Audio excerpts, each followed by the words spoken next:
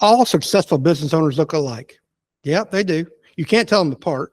There's actually books about this stuff, and they all say the same damn thing. Everybody does a little twist on each thing, but it is what it is. There are reasons people are successful.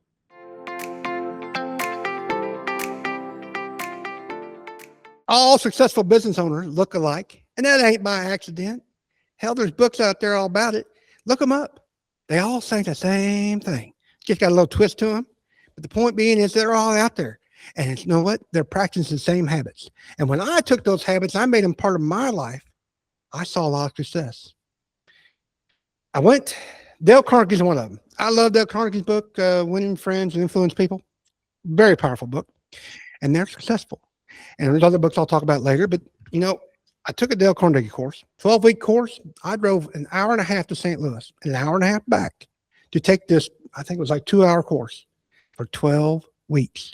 One of the best things I ever did. But there's habits in there. There's things that they talk about that made a difference in my life, and I use them to today. What are those habits? Well, let's talk about them a little bit.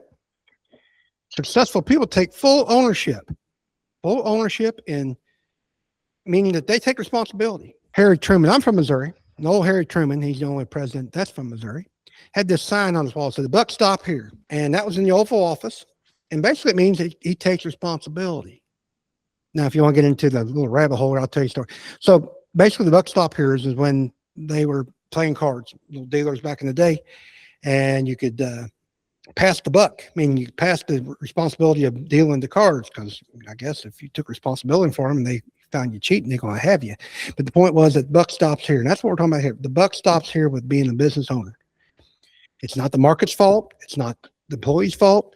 It's not the customer's fault. It's your fault because you're not doing what you're supposed to do.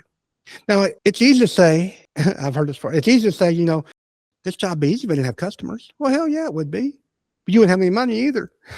So customers are part of the deal. But you got to take responsibility. You got to take responsibility to train your folks, make the decisions, create the standards, create the system. Another habit, you're going to make decisions for the long term. What's that mean? When you make decisions, I want you to think about how it's going to affect others. I want you to put yourself in their shoes. I find that, I guess it'd be a superpower of mine if I want to. I'm able to think about how other people are going to be affected, because that's very important. Why does the decision you're going to make, how's it going to affect others even 6 months down the road, a year from now, 5 years from now? What's that mean? We want to eliminate the problems when we make a decision. I don't want to have to come back to it. If you can't eliminate it, at least minimize it. Some things you just can't get rid of. I know that. That's just part of business. But you can sure figure out ways to make it less. Think about that when you make those decisions. How's it going to affect other people? How can you eliminate the problem? And then obviously that. The NFL and other sports teams do this all the time. They're always trading people, trading ideas, trading training. They have better clients, they have better systems, and they have a better team. When it comes to sports, you're doing with the team. They put their better systems in place. They train better, whatever it is. Different defenses, different offenses. The point being is that teams are business, just like successful business owners. You're always making changes, and you're trying to improve every time. Third habit, they built systems. There's sometimes I think about, I just beat this into death, but systems, they work. That's why you do it. I got to thinking about, I tell you about Elizabeth, but old Nancy Lou. Nancy Lou wasn't her name, but Nancy was her name, and I always nicknamed Nancy Lou. Nancy Lou and Elizabeth are very much the same. They are always writing down something. Damn, write it down. But that's what you got to have. Their letters behind their names. You got doctors that got DDS, you got lawyers, and you got accountants and CPAs, and you got doctors that are MDs. Well, Nancy Lou and Elizabeth are SOP. Nancy Lou SOP, standard operating procedure. They're always making one. They think it's the greatest thing on earth. And while I like them, I'm glad I don't have to do them. That's why I got them. That's the part that they do well. Even our team leaders, if you got a good system going, even your team leaders start making standard operating procedures. It's a living document. The other day we were talking about something. I forgot what was it? Oh, we were talking about when to do a certain step, and the step is when to add screens to your windows. Now that sounds like a simple thing to do. You don't want to put them in too early because they get dirty on a new house. And you don't want them too late because you might even forget. So we made it part of our procedure. At a certain time made sense. And they made a list. Little check boxes. Because if you make check boxes, and somebody don't mark the checkbox, that means it's not complete. And that gives you a reminder that something needs to happen. Document everything that gets done. It helps. And the best part is, I mean, if you got a human resource person, and I took a class on that, and document. If you're going to do that trading in the NFL, like we talked about, getting rid of those people, you document the fact that they can't follow instruction and then mark this little box. 3 strikes you out. Hell, boy, if you can't figure out how to mark that box at least on the 3rd time I got to remind you, then I don't need you in my group. It's that simple. So document everything. Create those standards, create those systems, and if you can't do it, find Elizabeth or a Nancy Lou to do it for you. Successful business owners, they invest in people early, just like my Nancy Lou. I've known Nancy Lou. She got a birthday the same as my mom's. That's a little side note, because that's how I remember Nancy Lou's birthday, because it's my mom's birthday. I sent her a little text, even though I haven't seen her in years. But people invest in people early. And get back on track here. Most contractors, successful contractors, develop their teams for the long term. This was me in 2017. I was trying to save money. From actually 2001 to 2017, I was trying to do it all myself. And finally, I guess after 16 years, I realized that, Chris, you can't do it all by yourself. Damn, I'm a slow learner, ain't I? And then 16 years later, so in 2017, I hired help, but I thought I can't afford help, so I was hiring cheap help. And I tell you, I'm a slow learner. I'm a slower at even hiring the right people, because once I decided to hire them, my dumbass hire people. I think I told the story. They can't put in doorknobs. It's that type of stuff. So today, I'm hiring the A team, because I can't afford not to hire the A team. It costs me more money by trying to save money. And that sounds silly and counterintuitive, but cheap labor ain't cheap. I love my note there. Got an exclamation point. Ain't cheap. It's going to cost your ass. You're going to pay up front. And there's a couple different ways of doing this. I like philosophies. I'm a coon hunter, and it has nothing to do with coon hunting, but it has to do with dogs. So there's different philosophies here. You can buy a pup that knows nothing, and you develop that pup, and then you're taking a gamble, because that pup can make it or it won't. Not all dogs make it. You can pay up front for the perfect dog that's already trained. You're going to pay for it, but you might get, you're going to get a good one, because you go out and test them boogers before they get going. And the other one was you can get it when it's started. And everybody's different. And I'm not saying any wrong or right way. You have to decide what you can afford. You got to decide what's best for you. And at some point, you got to decide if that's not the dog for you, then you need to get a different one. Well, that's no different in business. No different in your teams. That's what I want you to focus on.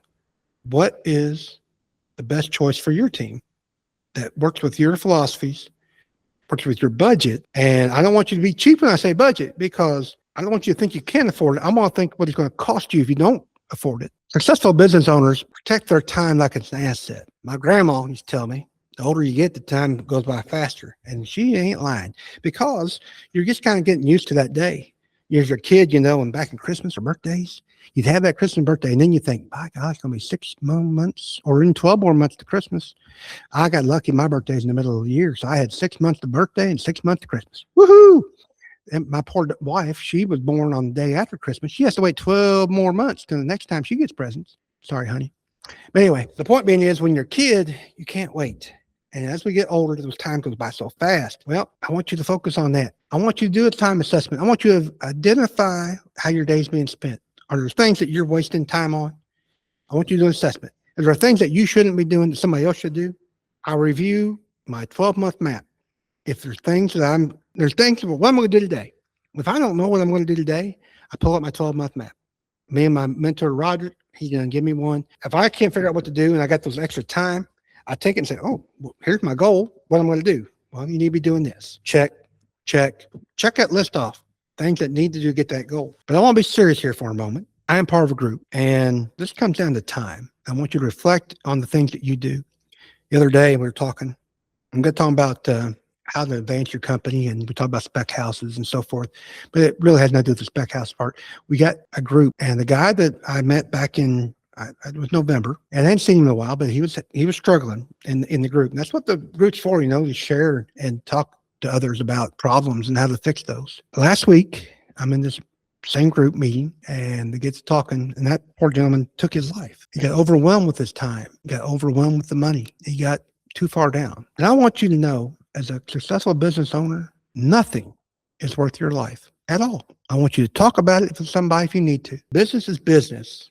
Family's family. And that poor gentleman left wife and kids behind. If you're in trouble, ask. But we're going to free your time up to do the things necessary so those types of things don't even come into play. are coming to your mind. Or if it's that bad, you get time to go to the doctor and get some help. Business owners, successful business owners, stay consistent, and they can stay consistent longer. I mentioned some other books earlier. There's the Toyota Way. There's the Good to Great book by Jim Collins. He talks about the hedgehog effect. All they're talking about is being consistent. Toyota Way is consistent. They made a plan, and it's always that way. You do it the same way, time and time again. You never give up. That is the whole point. That boy I just mentioned earlier, he gave up. We're not going to give up. To be consistent, you have to have a plan and a schedule. When I got hired as a production manager years ago at my corporate job, my job was to change the culture. How are you going to change your culture? Well, we started with a smaller group. So I started with my managers, fewer people, like there was 8 of them. And we started. Now I had a big influence because I was telling them what my goal was: to change the company, become more profitable, be able to expand our sales, be a well-oiled machine. I just got done reading The Toyota Way, and I recommend that book if you get a chance. So we worked on that, worked with my top managers. Once I got them on board, understanding, I was consistent. We had weekly meetings, and I had an agenda, and I knew what that agenda was going to resolve in.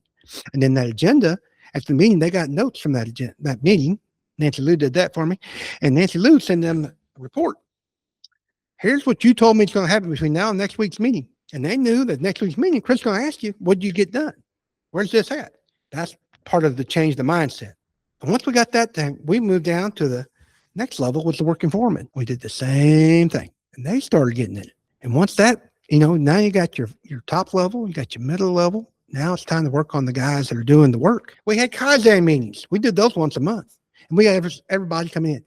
Everybody started to do the buy-in. That's consistency. That was a plan. That was a schedule. That's how you get where you want to be. A little side note, if you get to read Good to Great by Jim Collins, what tickles me is, and these are books very similar, Think and Grow Rich, that type of books. Those companies that Jim Collins wrote about, they lost something along the way. If you look at them today, they're not great no more. They're probably good, but leader lost sight of what they're wanting to do. Somebody got into I don't know why, and it's interesting to look at it. But the point being is, do not lose the point of your goal. If you lose sight of your goal, you'll be just like them. Be great one day, lose sight of the goal, change something that was already working, and there you are. So be good to great and stay great. Last, one of my little notes here, successful business people, these are no secrets. You can find them, like I said, in the books. They simplify as they grow. What do you mean? Well, I used to offer all kinds of options as construction goes, and you just can't do that. I narrowed it down to 2. We build houses and we build barns. Now, there's several different types of barns, but at the end of the day, there's only 2 that we do. I don't do any more roofs. I don't do any more remodels.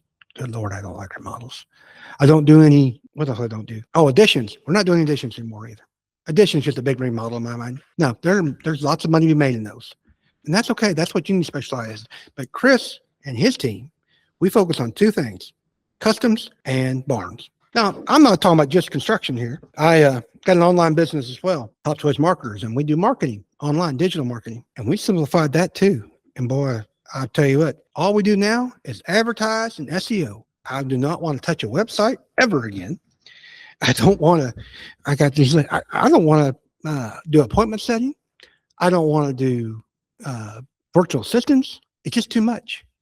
Focus on things that you do well, make it you the best. If you do that, you're going to be just fine. But simplify as you grow. You keep it simple and be damn good at it. There's the solution. Maybe that ought to be the title of this. Keep it simple and be damn good at it. So to wrap this up, success is not by luck. Now, it's great to be lucky. Don't get me wrong.